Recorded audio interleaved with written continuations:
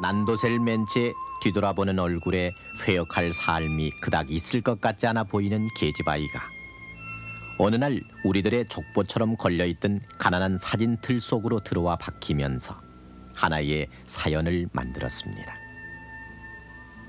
혼인 혹은 결혼. 지금은 그 사진틀 속으로 천연색 결혼식 사진들이 끼어들어 오랜 것은 낡은 것이라는 서운한 강변을 하고 있지만 그 흔하디 흔한 이발소 액자 속에 있던 삶이 그대를 속일지라도 어쩌고 하든 부식힌 식귀 한 줄조차 알지 못하고 시집와 이제는 파파 할머니로 늙어가는 당신들의 삶 속에는 아직도 그려보는 하얀 면사포의 한이 남아 있습니다.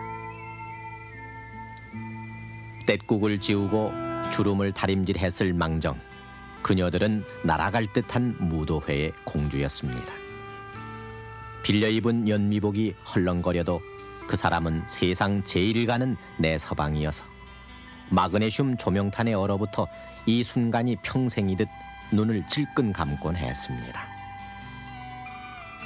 풍금 반주에 맞춰 웨딩드레스를 길게 끌며 결혼식 한 번 치르지 못한다면, 그래서 기념사진 한 장 박지 못한다면, 온통 사랑의 증명을 잃은 듯 애태우던 어머니들.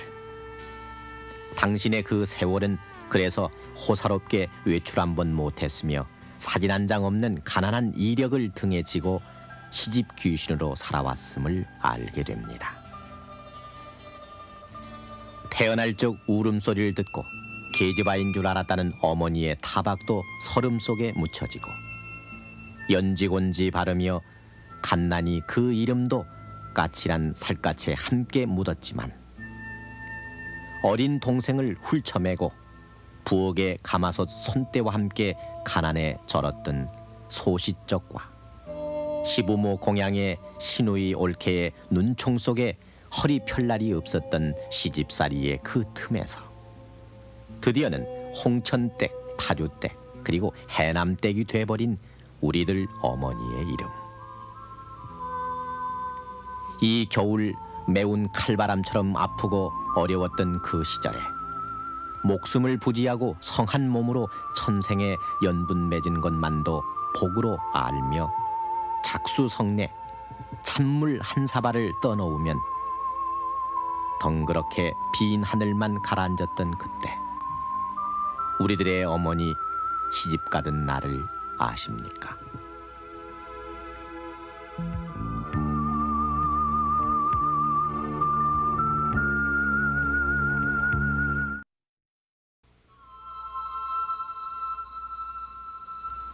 그해 여름 나무로 나무로 길게 이어지던 피난 행렬. 목숨을 부지하기 위한 아귀다툼 속에 거리와 철로변엔 가족을 잃고 가족과 헤어진 울부짖음으로 산하가 타고 있었습니다. 아픔 이외에 아무것도 없던 전쟁은 그러나 새로운 인연과 새로운 만남의 계기를 만들어주곤 했습니다. 살아있는 것만으로도 다행으로 여겼던 50년대 초, 그리고 피난살이.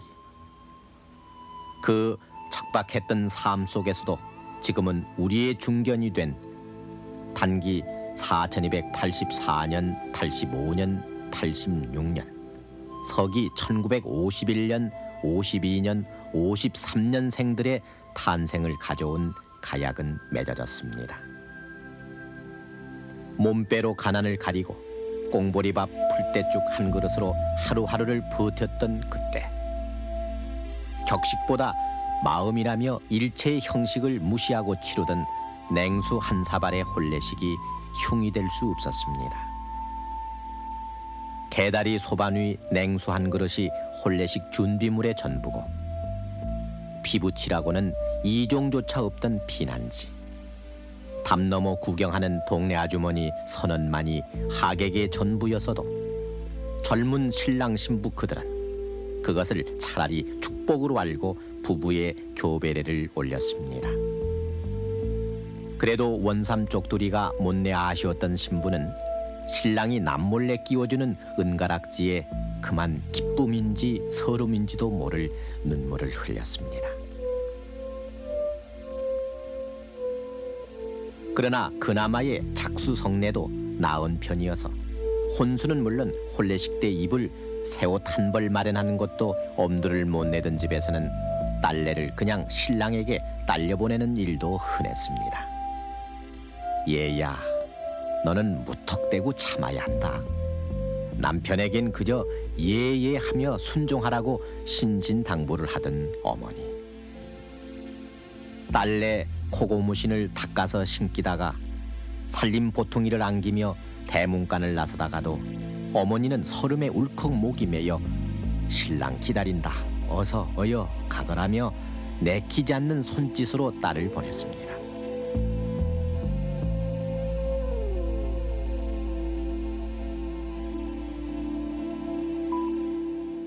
전운이 아물어가던 50년대 중반, 연미복 신랑의 면사포를 쓴 한복 신부가 등장하기 시작했고 마을 공회당이나 교회, 학교 강당이 가끔씩 예식장으로 둔갑하던 때가 그 무렵이었습니다.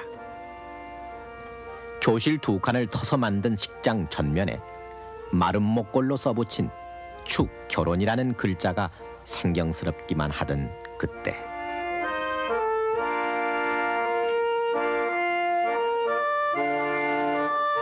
꽃 뿌리는 화동들을 뒤로 둘러리도 못 세운 채 삐걱거리는 마룻바닥을 조심스레 걸어나가던 신부를 교실 밖의 아이들은 호기심 어린 눈으로 구경했습니다.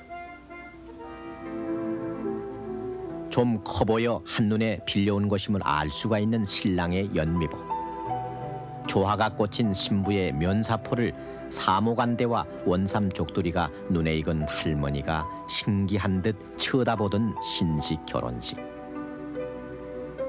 주례사에 이어 요즘은 보기 힘든 예물 교환이 끝나면 팔짱 끼는 것을 멋쩍어 하던 신랑 신부는 오색 테이프와 색종이 꽃가루 세례를 받으며 새로운 삶, 부부의 첫걸음을 내디뎠습니다.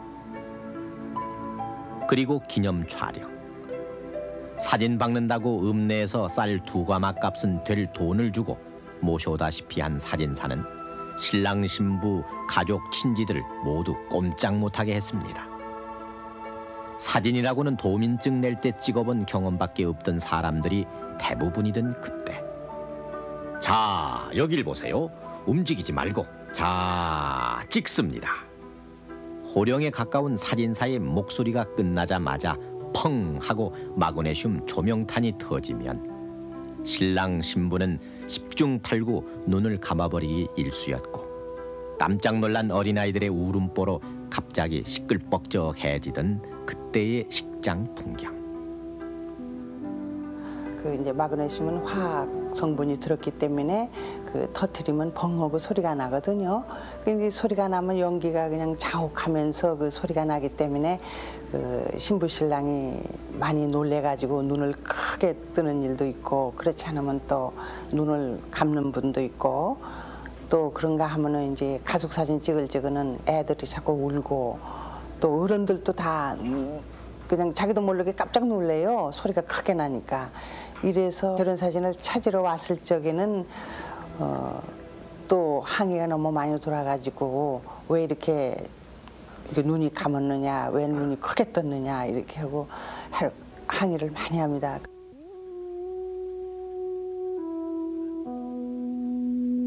그러나 지금은 그런 양풍에 물린 젊은이들이 그리워하는 우리 전통 혼례가 그때에도 그 삭막하던 세월을 지켜주었습니다.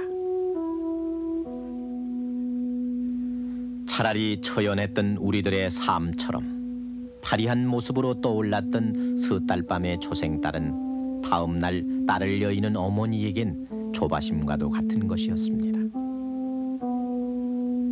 이 추운 겨울에 사주단자가 다 뭐냐고 한숨 짓던 아버지는 아무리 계산을 해봐도 혼사 비용이 턱없이 모자라 내년 추수 때 갚을 테니 돈을 구워달라고 동네 부잣집에 손을 내밀었고, 그렇게 아끼던 집안 일꾼 누렁이마저 우시장에 내다 팔았습니다. 그러나 옥양목 옷감에 공단, 양단, 이불감을 끊고 나서 잔치상 음식거리 몇 가지를 깎고 또 깎아 사다 보면 소판도는 금세 바닥이나 장보러 간 어머니를 아쉬움 속에 집으로 돌아오게 만들었습니다. 그래도 큰일 치룬다고 저녁이면 찾아와 이불을 씻히고 혼수옷 만드느라 인두질, 다림질을 마다 않고 도와주는 이웃집 인심이 그렇게 고마울 수가 없었던 그때. 시집 식구 혼수 소홀히 하면 손주딸 시집살이 매워진다고 할머니도 호롱불 아래에서 몇 번씩 침을 묻혀가며 바늘을 골랐습니다. 신부집이세요. 이제 있는 집에는 저 시아버니, 시어머니 옛날에 맹지로요 다듬이 해갖고 맹지요 한복으로 한번 하고 시어머니도 그렇게 하고요. 또 신우들 시아제들은 그냥 뭐 덮지나 뭐 바지나 한낙석 해서 갖다 주고 그랬습니다. 없는 집은 그냥 가지요 뭐. 그냥 가갖고요 시집살이로 많이 오고 쫓겨온 사람들이 많습니다. 시방까지도 시집살이 한 사람이 있어요.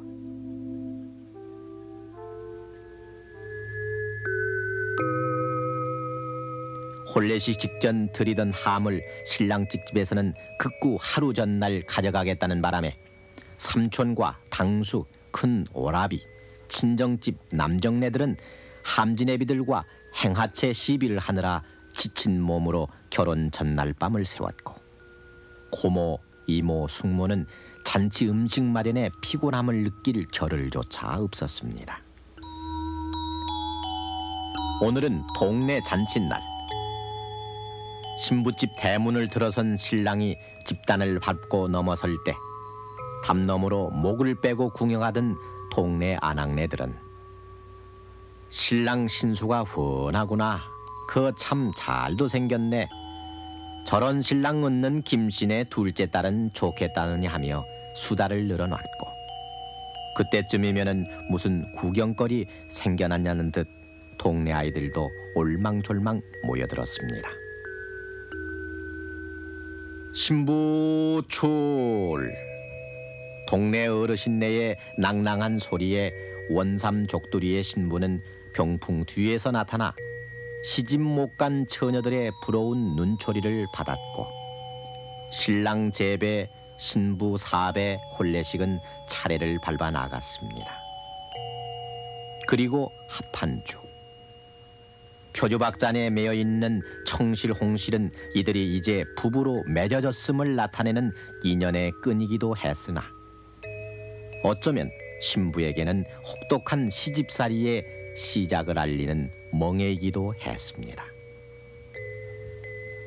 물끄러미 쳐다보는 신랑을 뒤로 하고 신부가 신방으로 들어가는 순간 가마솥에서 익는 국수 냄새에 코를 벌름거리던 아이들은 이제는 식이 끝났으려니 여기고 군침을 삼겼습니다. 어른아이 할 것 없이 배골키는 마찬가지였던 그 무렵 아이들은 잔치상에 오른 음식을 염치도 없이 주머니가 터지게 찔러봤곤 맨날 시집 장가가는 잔치집이 하나씩만 생겼으면 하는 바람 속에 연신 입을 우물거렸고 어른들도 국수 여기는 제쳐놓고 오랜만인 듯 떡이나 제육 등속을 안주로 막걸리를 사발로 마셔댔습니다. 진종일 들뜬 잔치가 해기울막에 끝이 나고 신부집 마당에 등이 켜지면 여인네들은 신방을 훔쳐보는 재미에 시간 가는 줄을 몰랐습니다. 검지에 침을 묻혀 창호지에 구멍을 내고 방안을 훔쳐보던 속없는 구경꾼들. 그러니까 저때 이제 저녁 한 그쯤이 한 10시쯤이나 됐을 거요, 밤에. 쪼까난 주안상을 하나 차려서 방에다 들여놓대요. 그래갖고는 이제 겨우 고기도 못 들 정도로 부끄러워갖고 앉았다가요. 남편 되니까 술 한잔 따라주라 그러대요. 그래서 술 한잔 겨우 따라드렸죠. 그게 막 방문 앞에서 이숨소리가 캑캑캑 나자쳐요. 예, 막 문에다가 춤을 열었고 벌라갖고요. 막 문을 뚫어놓고 엿을 붓고. 아이고 부끄러워서 고개도 못 들었죠. 아무리 훔쳐봐도 낯선 남정네가 어쩐지 내 사람 같지 않고 또 어찌 보면은 평생 내 낭군 같기도 했다가 그렇게 하루 이틀 밤이 지나고 난 뒤 줄과 외인의 시집살이는 시작됐습니다. 고추보다 더 맵다는 시집살이. 시집 온 지 사흘도 안 된 새색시는 꼭두 새벽에 일어나 시부모 세수물 데우고 얼음장 같은 찬물에 쌀을 씻어 밥 안 치는 것으로 하루 일과를 시작했습니다. 잔가지에 손을 찔려가며 아궁이에 불을 지피면 피오르는 연기 사이로 친정 어머니 얼굴이 떠올라 눈가로 자주 손이 올라갔고 그러다 밥 채근하러 들어온 시어머니에게 들키기라도 하면은 뭐가 서러워 우느냐고 새벽부터 아낙네가 울면 재수 없다는 불호령이 어김없이 떨어졌습니다. 그래도 귀머거리 3년, 벙어리 3년이라고 무던히도 견뎌냈지만 시도 때도 없이 너희 집에선 어땠는지 모르지만으로 시작되는 타박엔 북받쳐 오르는 설움을 참다 남몰래 담장 넘어 친정 쪽을 바라보는 것으로 달래곤 했습니다. 이런 점은? 제일 우연히 잠실 큰 잠은 제일 좋겠어요. 잠실 큰 잠은 제일 좋겠어요. 잠이 제일 나빠요. 새벽에 일어나죠. 저녁은 늦게까지 앉았죠. 또 시부모 앞에서 반드시 바느질도 해야죠. 혼자 할 수 없어요. 시어머님이 앉았으면 그 옆에 앉아서 바느질도 해야 돼요. 뭐 어떻게 내가 혼자 자유로 나가 있지도 못해. 저 시부모님이 출사하시면은 꼭 들어오실 때까지 기다려야 되고 들어오시면은 반드시 또 나가서 인사를 해야 되지요. 옷이라도 벗어가지고 갖다 걸어놔 드려야지.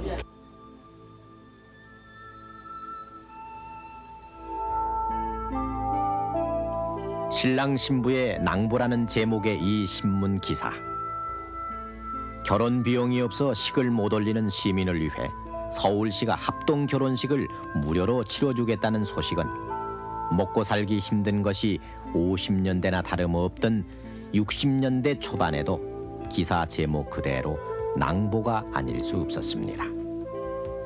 신랑은 양복, 신부는 웨딩드레스를 입는 완전 서구화된 결혼식이 보급되고 결혼식만 치르는 전문 예식장이 속속 도심의 그 모습을 드러냈던 것도 그 무렵.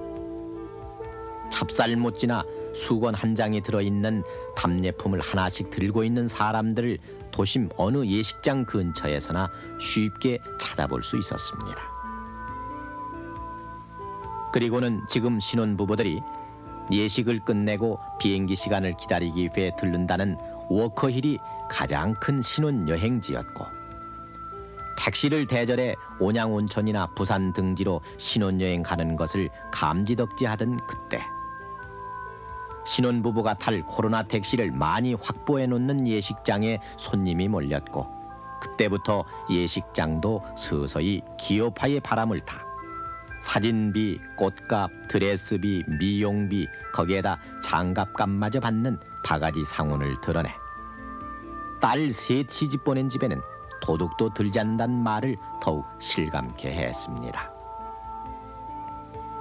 경제개발 5개년 계획을 추진한다고 저축하자고 네온 쌓인 광고판까지 만들었던 60년대 말 체면과 거칠의 풍조가 만연돼 갔고 급기야는 답례품 화한 사용을 금한다는 가정의의 준칙 선포문이 예식장 어귀에 나붙었던 것이 불과 18년 전인 1969년이었습니다.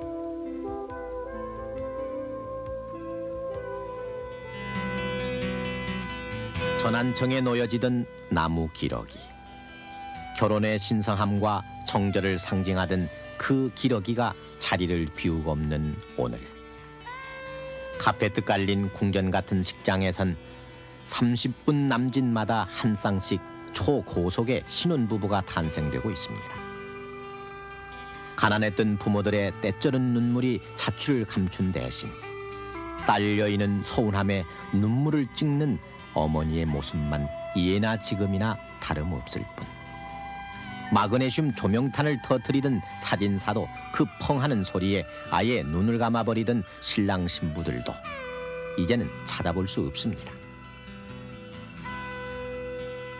오메가니 롤렉스니 100만 원대의 고급 시계와 다이아몬드 반지, 우죽순처럼 생겨난 혼수 전문 백화점에서 기백만 원, 아니 1000만 원대의 혼수를 아예 사버리는 것을 당연시 여기고, 아파트 키니, 자동차 키니 하는 등 3가지 키가 호화 혼수의 대명사처럼 돼버렸다는 풍문이 우리의 작은 행복을 깨는 듯한 오늘. 혼인의 재물을 말하는 것은 오랑캐나 하는 짓이라던 인심은 이제 가난을 살며 나누던 구세대의 유물, 초라한 변명쯤으로 퇴색해가고 있습니다. 코로나 택시 대신 비행기를 타고 신혼여행을 떠나는 저 젊고 발랄한 신혼부부들. 그들의 부모들이 대절 택시로 남산 한 바퀴를 도는 것으로 신혼여행을 대신했던 일은 그들에게는 아랑곳 없는 과거지사일지도 모릅니다. 신혼의 달콤한 추억을 간직하려는 듯 쉴 새 없이 샤타를 눌러대는 저 신혼부부에게는 그들 부모들의 낡은 앨범 속에 결혼사진이라곤 왜 한 장밖에 없는지 커다란 의문부호로 느껴질 일입니다. 그러나 30년, 40년 전 혼례도 못 올리고 죽으면 몽달귀신 된다고 물 한 그릇으로 지내던 결혼식이 있었고, 호적의 이름을 올리는 것으로 부부 생활을 시작했던, 그래서 면사포 한 번 못 써본 게 평생 한이 되었던 가난한 삶도 있었음을 이제 부부의 삶을 시작하는, 그리고 시작할 그들에게 어떻게 설명을 해야 하는지요. 점점 추워져가는 이 밤, 우리의 중년, 노년들을 눈 감게 만들었던 마그네슘 조명탄이 그리움으로 되돌아와 마음 한구석 따뜻한 추억으로 터지고 있습니다.